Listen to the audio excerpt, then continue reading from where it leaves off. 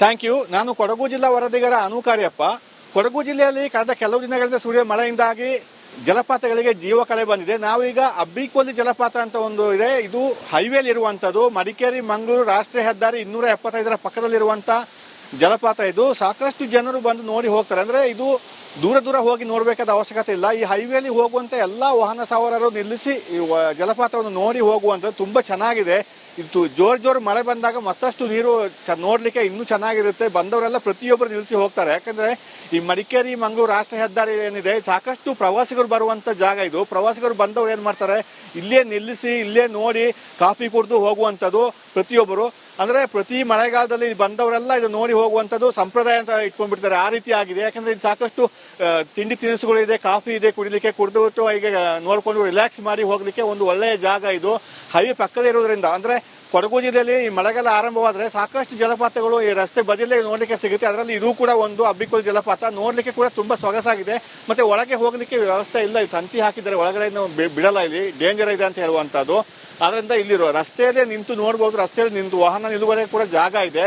ಇಲ್ಲಿ ನಿಲ್ಲಿಸಿ ಜಲಪಾತವನ್ನು ನೋಡಿ ಆನಂದಿಸಿ ಹೋಗಬಹುದು. ತುಂಬಾ ಸೊಗಸಾಗಿದೆ. ಮತ್ತೆ ಇಲ್ಲಿಂದ ರಸ್ತೆಯಲ್ಲೇ ನಿಂತು ಫೋಟೋ ತೆಗೆದುಕೊಂಡು ಹೋಗ್ಬೇಕು. ಒಳಗಡೆ ಹೋಗ್ಲಿಕ್ಕೆ ಜಾಗ ಇಲ್ಲ. ಮತ್ತೆ ಸುತ್ತಮುತ್ತ ಹಚ್ಚ ಹಸಿರಿನ ಪ್ರಕೃತಿ ಸೌಂದರ್ಯ ಇದೆ. ಮತ್ತೆ ಬೆಟ್ಟ ಗುಡ್ಡ ಇದೆ. ಆ ಬೆಟ್ಟದ ನಡುವೆ ಇದು ಉಕ್ಕುವಂತ ಒಂದು ಹರಿದು ಬರುವಂತ ಜಲಪಾತ. ಇದು ನೋಡ್ಲಿಕ್ಕೆ ನಯನ ಮನೋಹರವಾಗಿದೆ. ಇನ್ನು ಇಲ್ಲಿ ಸುತ್ತಮುತ್ತಲು ಬೆಟ್ಟ ಗುಡ್ಡಗಳಿದೆ, ಹಚ್ಚ ಹಸಿರಿನ ಪ್ರಕೃತಿ ಸೌಂದರ್ಯ ಇದೆ. ನೋಡಿ, ದೊಡ್ಡ ದೊಡ್ಡ ಬೆಟ್ಟಗಳಿದೆ. ಆ ಬೆಟ್ಟದಿಂದ ಮಂಜು ಮುಸ್ಕಿತ ವಾತಾವರಣ ಇರುತ್ತೆ. ಆಗಾಗ ಮಳೆಯೂ ಕೂಡ ಬರುತ್ತೆ. ಈಗ ಸ್ವಲ್ಪ ಬಿಸಿಲಿದೆ, ಇಲ್ಲಾಂದ್ರೆ ತುಂಬಾ ನೋಡ್ಲಿಕ್ಕೆ ಇನ್ನಷ್ಟು ಚೆನ್ನಾಗಿರುತ್ತೆ. ಇಲ್ಲಿ ಹೈವೇ ಹೋಗುವಂತದ್ದು, ಸಾವಿರಾರು ವಾಹನ ಹೋಗುವಂತ ಜಾಗ ಇದು. ಮಡಿಕೇರಿ ಮಂಗಳೂರು ರಾಷ್ಟ್ರೀಯ ಹೆದ್ದಾರಿ ಹಾಗೆ ಬಂದು ನೋಡ್ಕೊಂಡು ಹೋಗುವಂಥದ್ದು. ಮತ್ತೆ ಇಲ್ಲಿ ಸಾಕಷ್ಟು ಪ್ರವಾಸಿಗರು ಕೂಡ ಇದ್ದಾರೆ, ನೋಡಿದವರು. ಅವ್ರನ್ನ ಮಾತಾಡ್ತೇನೆ. ಸರ್, ಹೇಗಿದೆ ಫಾಲ್ಸ್? ಎಲ್ಲಿಂದ ಬಂದ್ರೆ ಹೇಳಿ. ತುಂಬಾ ಚೆನ್ನಾಗಿದೆ ಸರ್. ಪುತ್ತೂರಿಂದ ಬಂದೀವಿ ನಾವು ಶುಂಠಿಕೊಪ್ಪ ಹೋಗ್ತಾ ಇದೀವಿ. ಬರ್ತಾ ಇರ್ತೇವೆ ನಾವು. ಈ ಕಡೆ ಬಂದ್ರೆ ಇಲ್ಲಿ ನಿಲ್ಸ್ಕೊಂಡು ಹೋಗ್ತಾ ಇರ್ತೇವೆ. ಅಲ್ಲ, ಪ್ರತಿ ವರ್ಷ ಬಂದು ನೋಡ್ತೀರಾ? ನೋಡ್ತೇವೆ ನಾವು. ಈ ಕಡೆ ಬರ್ತಾ ಇರ್ತೇವೆ, ಮೈಸೂರೆಲ್ಲ ಹೋಗ್ತಾ ಇರ್ತೇವೆ. ಆವಾಗ ಇಲ್ಲಿ ನಿಂತ್ಬಿಟ್ಟು ಹೋಗಿ ನೋಡ್ಕೊಂಡು ಹೋಗಿ ಹತ್ತಿರ ನಿಲ್ಸಿ ಹೋಗ್ಬೋದು. ಆಗುತ್ತೆ, ಖರ್ಚೇನಿಲ್ಲ. ಮುಂಚೆ ಆದ್ರೆ ಕೆಳಗೆಲ್ಲ ಹೋಗ್ಲಿಕ್ಕೆ ಬಿಡ್ತಿದ್ರು, ಇವಾಗ ಬಿಡಲ್ಲ. ಎಲ್ಲ ಬೇಲಿ ಹಾಕಿದ್ದಾರೆ. ಈ ಕೆಲವು ಹುಡುಗರೆಲ್ಲ ಕೀಟಲೆ ಮಾಡ್ತಾರೆ ಅಂತ ಹೇಳಿ ಬಿಡಲ್ಲ ಈಗ. ಮಳೆ ಹೇಗಿದೆ ಸರ್? ಮಳೆ ಈ ಸಲ ಕಡಿಮೆ ಸರ್. ಮಳೆ ಇವಾಗ ನೀರು ಮುಂಚೆ ಮೊನ್ನೆ ಹೋಗ್ತಿರೋ ನೀರಿರ್ಲಿಲ್ಲ. ಇವಾಗ ಸ್ವಲ್ಪ ನೀರಿದೆ. ಇನ್ನು ಮಳೆ ಕಡಿಮೆ. ಮಳೆ ಜಾಸ್ತಿ ಇದ್ರೆ ಇನ್ನೂ ಧುಮುಕ್ತಾ ಇರುತ್ತೆ. ಸ್ವಲ್ಪ ಎತ್ತರ ಖುಷಿಯಾಗಿದೆ ಸರ್.